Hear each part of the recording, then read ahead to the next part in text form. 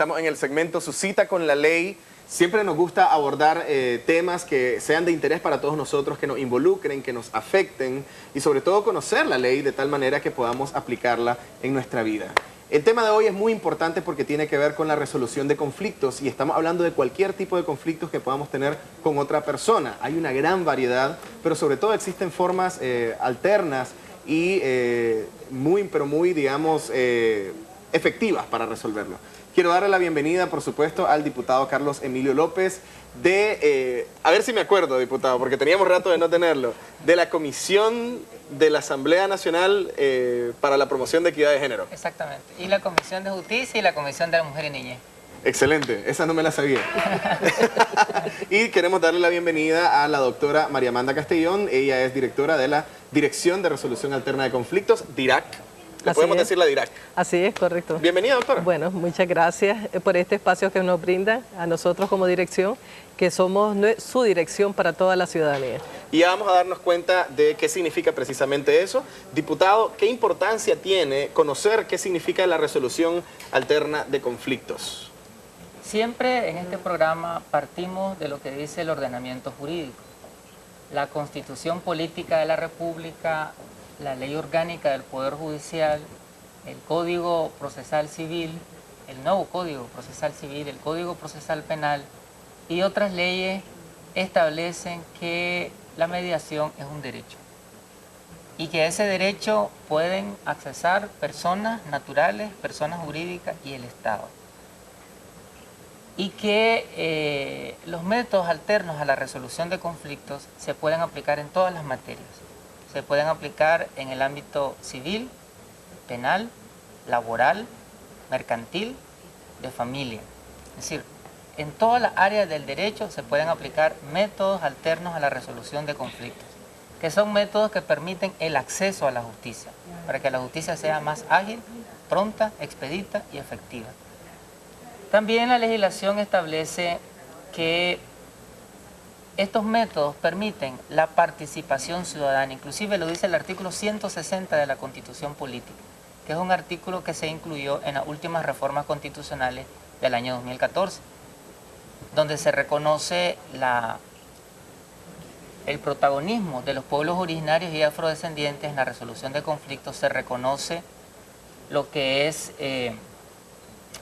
un programa muy interesante que por muchos años ha impulsado el Poder Judicial, que tiene que ver con los facilitadores de justicia. Y se reconocen una serie de instrumentos que propician que la ciudadanía resuelva los conflictos extrajudicialmente, es decir, sin necesidad de pasar por un proceso judicial.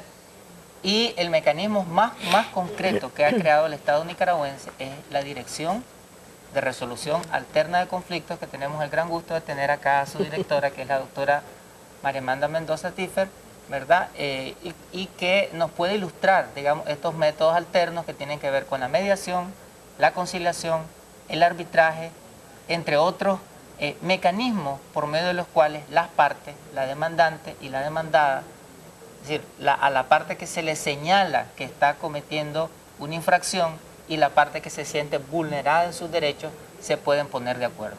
Ahí es donde viene el meollo del asunto y es lo que le quería preguntar, doctora. Precisamente, ¿qué es la DIRAC? A diferencia de lo que nosotros conocemos de las demandas, de los juicios, de los jueces, ¿qué es la DIRAC? Correcto.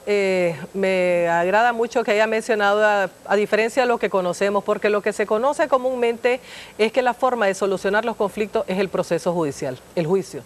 Pero la verdad es que el Poder Judicial de Nicaragua no solamente te ofrece como opción el proceso judicial, sino que también te ofrece otros servicios que son los que brindamos nosotros como dirección, como es la mediación, la conciliación. Nosotros brindamos ese servicio de manera gratuita. ¿Para qué tipo de conflictos? De orden civil, de orden penal. Anteriormente lo hacíamos en materia de familia, pero ahora ya con el Código de Familia solamente las autoridades judiciales o administrativas del Ministerio de Familia pueden realizar la conciliación. Pero igual, lo que importa es que exista voluntad de las personas de solucionarlo sin tener que judicializarlo, porque ese es el tema, evitar que las personas su conflicto lo lleven al juicio, sino que dialoguen, se comuniquen y lo puedan hacer por sí misma o con la ayuda de una tercera persona que puede ser una conciliadora o un mediador o mediadora. Entonces, ahora me gustaría saber, las opciones que tenemos, digamos, es la negociación, la mediación y el arbitraje. ¿Qué diferencia hay entre una con la otra? Y no sé si la conciliación sería una cuarta. Correcto. Entonces, partamos siempre de la negociación, porque la negociación lo que permite es que nosotras, las personas que estamos en conflicto por sí mismas, sin la ayuda de una tercera persona, podamos solucionar el conflicto. Es decir, cediendo a ambas partes dentro de sus posiciones, pero haciendo valer sus propios intereses, que es lo que importa. Esto es como el primer paso que uno debería dar. Correcto. Lo primero es la negociación entre las personas que están en conflicto. Cuando no podemos negociar, necesitamos de una tercera persona, que puede ser una persona mediadora o conciliadora. Si es una mediadora, la persona únicamente va a facilitar la comunicación, el diálogo. No nos va a imponer, ni la mediadora ni la conciliadora jamás debe imponer una solución al conflicto. ¿Cómo sería una sesión de mediación, digamos? O sea, nos sentamos todos en una mesa redonda, ¿qué hace el mediador ahí? Correcto, eso de la mesa de redonda es importante, porque a diferencia, por ejemplo, de lo que es el esquema del proceso judicial, en que hay una tercera persona, pero que te impone una solución, pero además está en un grado de superioridad como autoridad que es, en el caso de la mediación y la conciliación, nos sentamos en un mismo plano, es decir, en un plano de igualdad todas las personas. Y la conciliadora o el conciliador va a facilitar la comunicación, el diálogo, va a impedir que hayan ofensas, que hayan actitudes negativas. Por el contrario, lo que va a permitir es que podamos comunicarnos, que ese es el paso más difícil para nosotros las personas, comunicarnos. Entonces el mediador nunca puede imponer y Jamás. decir, usted tiene que ceder en esto y usted tiene que ceder en esto. ¿Puede proponer soluciones? El mediador no. El mediador no. No, ahí está la diferencia entre mediador, entre la mediación y la conciliación. En la conciliación, el conciliador o la conciliadora puede proponer soluciones al conflicto, pero esas soluciones, ¿de dónde nacen? No del criterio propio del conciliador, sino de lo que han conversado las partes. El conciliador, una de sus técnicas, hace un resumen de todo lo que ellos van conversando y él, como tercera persona que está fuera de ese círculo, logra identificar dónde están, la manera y cómo ellos pueden solucionarlo. Le propone, le sugiere, pero jamás le impone. Entonces, siempre la mediación y la conciliación va a estar basada en la voluntad de las partes, es decir, ese derecho fundamental que todas y todos tenemos. Antes de entrar al arbitraje, sí me gustaría preguntarle qué nivel de capacitación tienen estas personas que sean, ya sea mediadores o conciliadores, que son parte del trabajo de la DIRAC, ¿no? Así es. En la Dirección de Resolución Alterna del Conflicto, que tenemos al día de hoy 55 mediadores y mediadoras, prácticamente el 99% son abogados y notarios. La ley no establece que deban de serlo. Claro que no lo dice, porque un mediador o un conciliador perfectamente puede ser un psicólogo, un sociólogo, dependiendo de la temática que aborde. Eso depende de la temática que aborde. Lo que sucede es que como nosotros, nuestros mediadores y mediadores atienden asuntos civiles, mercantiles, del orden penal, requieren el conocimiento previo de lo que establece la ley.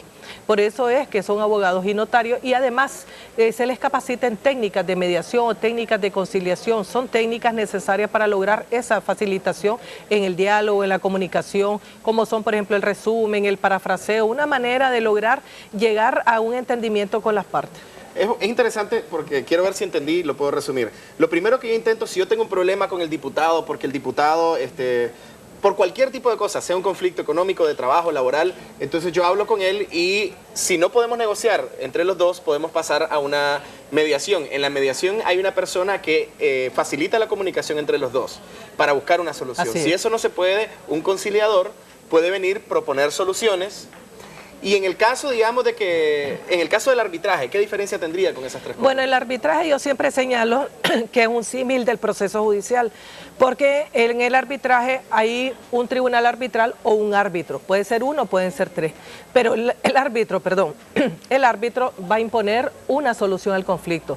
¿Y lo va a imponer sobre la base de qué? De la misma voluntad de las partes que han creado ese árbitro, ese tribunal arbitral. Ellos lo seleccionan voluntariamente y desde el momento en que lo hacen voluntariamente se someten a la decisión que él tome. O sea, usted y yo tenemos un conflicto, seleccionamos ya sea a un árbitro o a tres árbitros, ustedes, así es, los dos llegamos a un acuerdo, bueno, estos van a ser los que van a tomar la decisión y nos sometemos. Así es. ¿Y esta decisión se acata, digamos, es obligatoria, es una imposición? Claro, es vinculante para las partes porque nace de la voluntad de las mismas. El tema es que si no cumplen el auto arbitral emitido por ese tribunal, entonces, ¿qué es lo que sucede? Tienen que ir ante la autoridad judicial para que cumpla ese laudo arbitral, porque todo esto es lo que da seguridad jurídica a las personas. Igual ocurre en la mediación y la conciliación en los casos en que, llegando a un acuerdo, no se cumple voluntariamente esas obligaciones asumidas. Pero hay un detalle. Doctrinariamente se conoce y en la práctica que los acuerdos logrados en mediación y en conciliación en el 99% se cumplen voluntariamente. ¿Por qué? Ahí está el detalle, el por qué. Porque nacen de la voluntad de las personas mismas que han llegado a esa solución y porque se basa en las circunstancias de ellas mismas, es decir, de las posibilidades que tienen para poder solucionar el conflicto. No es lo mismo que una autoridad judicial o un tribunal arbitral te imponga y te diga, inmediatamente usted tiene que entregar una propiedad, determinado inmueble. Ajá. Y si inmediatamente no podés hacerlo, en cambio en una conciliación y en una mediación, vos decís, yo no puedo ahorita, pero dámelo en tal plazo, un mes, y yo te lo voy a entregar el inmueble. Okay. Pero es en base a las necesidades y los intereses, y es decir, las circunstancias que rodean a las personas. Y la otra persona sabe que realmente esa es la necesidad y que puede cumplirlo. Entonces, por eso es que se logran los acuerdos y son cumplidos voluntariamente. Entonces, más allá de resolver los conflictos en sí, que se resuelven, lo que se plantea este método es crear en nosotros la visión de que se puede negociar, de que podemos hablarlo entre nosotros sin necesidad de que pase a otro nivel. Efectivamente, y quiero como muestra de eso solamente señalarle, hay una estadística, 16.083 mediaciones realizadas en materia penal. Y de ellos, 14.456 acuerdos logrados en esas mediaciones penales. ¿Por qué hago referencia a lo penal? Porque efectivamente es donde los conflictos escalan. Y en ese sentido, nosotros vemos que a pesar de que han llegado a un nivel de escalamiento en ese conflicto, las partes siempre buscan la manera de solucionarlo voluntariamente, sin tener que judicializarlo, porque acordémonos que la judicialización en un conflicto penal va a afectar a la persona en el récord policial, en su récord judicial, es decir, eso te va a afectar económicamente y emocionalmente. Y emocionalmente, es un proceso muchísimo más pesado y engorroso. Diputado, importantísimo el tema, sí me gustaría como que le diera un mensaje de cierre a la gente sobre la importancia que tiene el uso de la resolución alterna de conflictos. Yo quisiera remarcar con lo que iniciamos. Todas las nuevas leyes que hemos aprobado crean los métodos alternos a la resolución del conflicto. El nuevo Código Procesal Penal establece que cuando se ha cometido un delito menos grave se puede llegar a una mediación. El Código de Familia establece que los conflictos de familia se pueden resolver por la vía de la mediación. El nuevo Código Procesal Civil establece que perfectamente se puede llegar a un acuerdo fuera del proceso judicial.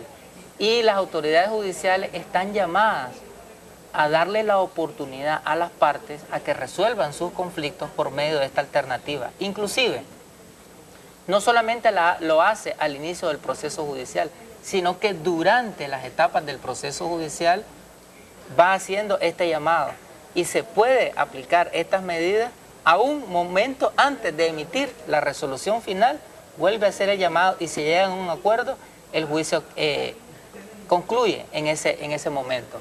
Estos métodos permiten que la justicia sea ágil, que la justicia sea breve. Los procesos judiciales tienen varias audiencias y las situaciones conflictivas se pueden resolver en un solo encuentro. Hace la justicia más amigable y promueve una cultura de paz entre la ciudadanía.